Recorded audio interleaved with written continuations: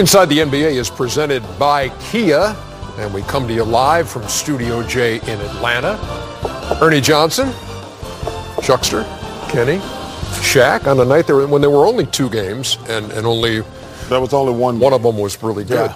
Yeah. You don't often have matchups like we had in Game 1 of our TNT doubleheader on Thursday night. The Celtics with a 13-game winning streak. The Warriors winners of 7 straight. How rare is that? It's just the 4th time in NBA history that teams have met with streaks of at least that length, and that's not all. Really? You had the Warriors, the NBA's best in a number of offensive categories, and the Celtics with the league's top defense. And there was no doubt in Charles' mind which way this one would go. But they won 13 games in a row. Come on. No, they said it, but I'm saying their schedule has been very easy for them so far. They're not going to beat the Golden State Warriors, and they're not going to hold the Golden State Warriors to 94 points. I promise you that. The odds lost. The number 1 defensive team in the league holds the number 1 offensive team in the league to under 90. 92-88. Boston a winner over Golden State. Jaylen Brown with 22. Horford, again, solid, 18 and 11. Here's what the Warriors were saying after Boston ran its winning streak to 14 and the Warriors had their 7-game streak snapped. Missed shots, got out of sorts a little bit with foul trouble early in the second half that kind of took me out of rhythm, but just couldn't sustain ourselves defensively when they made a couple runs. They're playing the best right now in the East, and obviously until they beat Cleveland, who's done it 3 years in a row, we'll see. But I heard the weather's great here in June, so we'll see. Steph and the Warriors have their winning streak snapped and getting high marks from the Chuckster for that one. That was. We don't really see him talk trash. I don't like that. We'll see them in June if they get there. Now, Shaq, to your credit, because we're going to be there basically. At halftime, you said when they were down 5, Boston will come back and win this game. So you felt they had it all along. Chuckster, did they prove something to you that you needed to have proved to you tonight, coming back from 17 down to beat Golden State? They played very well tonight. First of all, they played well all season. Brad Stevens done a fantastic job, in my opinion. Kyrie is the front runner for MVP if they keep winning. If they finish with the best record without Gordon Hayward, Kyrie deserves to get MVP. But everybody on that team's playing well.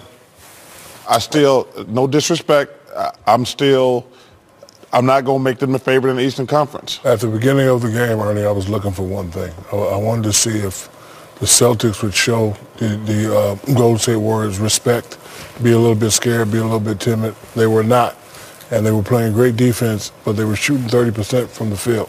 Now, the odds of them shooting 30% in the second half were very low. I knew if they could just, keep playing with the same intensity on defense and some of those shots would start falling, they would have a chance. I knew they was going to win that game.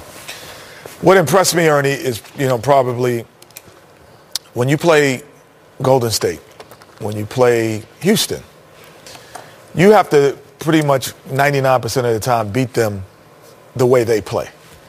Very rarely can you change the game format on those two teams, especially Golden State, a championship team.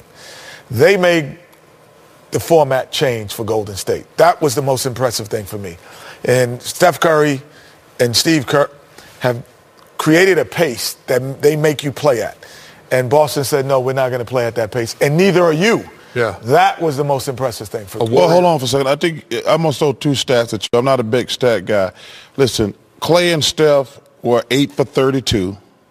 That's not going to happen 4 times in 7 games. No disrespect.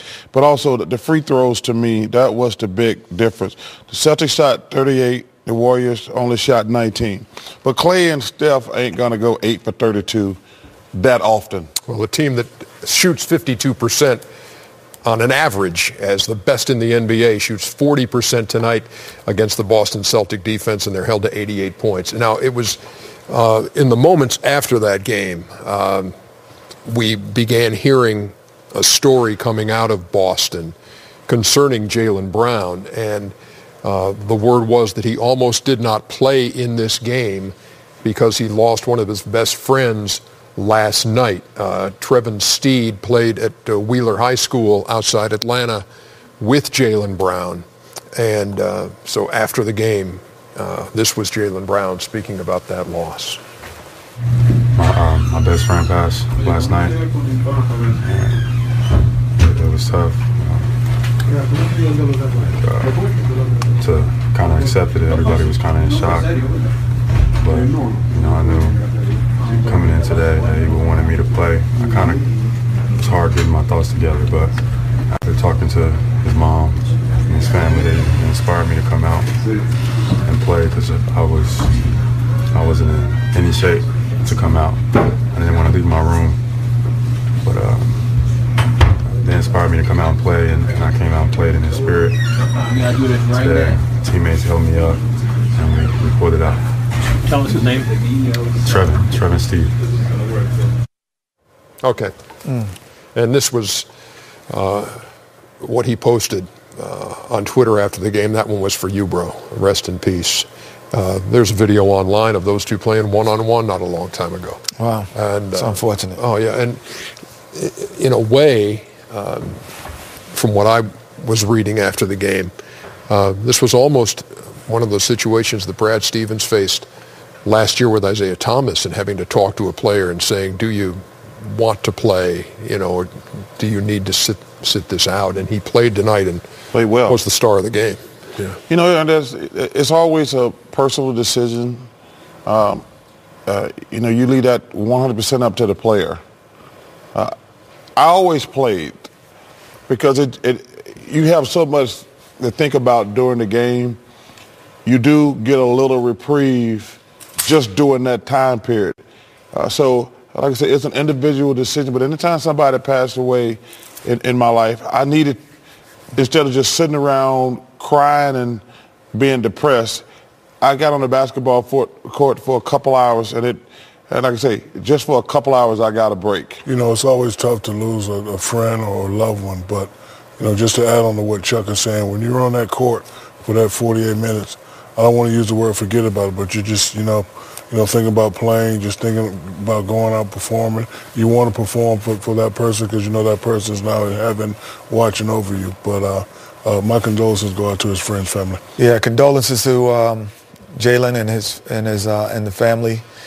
Tough situation. There is no right answer for it, Ernie. No. It's just learning to accept it. He took to the court tonight. He scored 22. Boston beat Golden State. And prayers for the family of Trevin Steve. We'll be back.